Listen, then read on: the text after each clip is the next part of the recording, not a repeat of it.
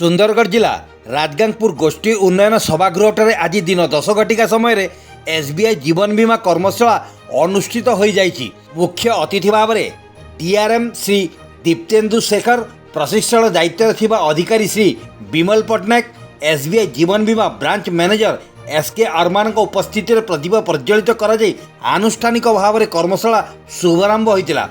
यही अवसर में राजगांगपुर पौरपालिका ब्लॉक रु शताधिक लाइफ मित्र योगदान करी सेमानकर विभिन्न समस्या और जीवन बीमा संबंध में आलोकपात कराइथिले।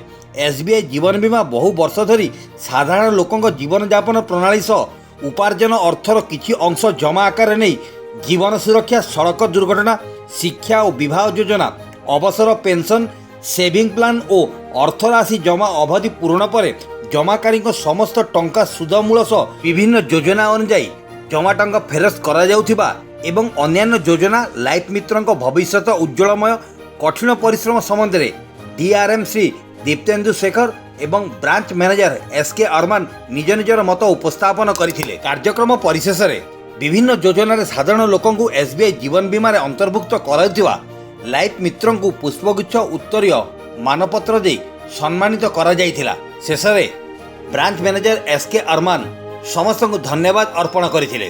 सुंदरगढ़ जिला राजगांगपुर देवव्रत मित्र रिपोर्ट, क्रांति ओडिशा। जोठी कि आपन ट्रेडिशनल प्लान अछि जोथरे यूलिप अवेलेबल अछि। आ गोटे जिंस जोडा कहउतले आपन blue chip is nothing, mutual fund रे गोटे कांसेप्ट अछि। What is that concept? NFO 12 lakh का से टर्मिनल बोनस ले चुके हैं लोग, पागल हो चुके हैं। इतना बढ़िया चीज दे रहे फिर भी आप नहीं ले रहे। था 10 साल के जगह पे मिनिमम 15 साल हो गए। और प्रीमियम कितना था पहले? रेगुलर बोनस सहित ताको आउ जेतिक टोटल बोनस मिलथिबो तार 110%।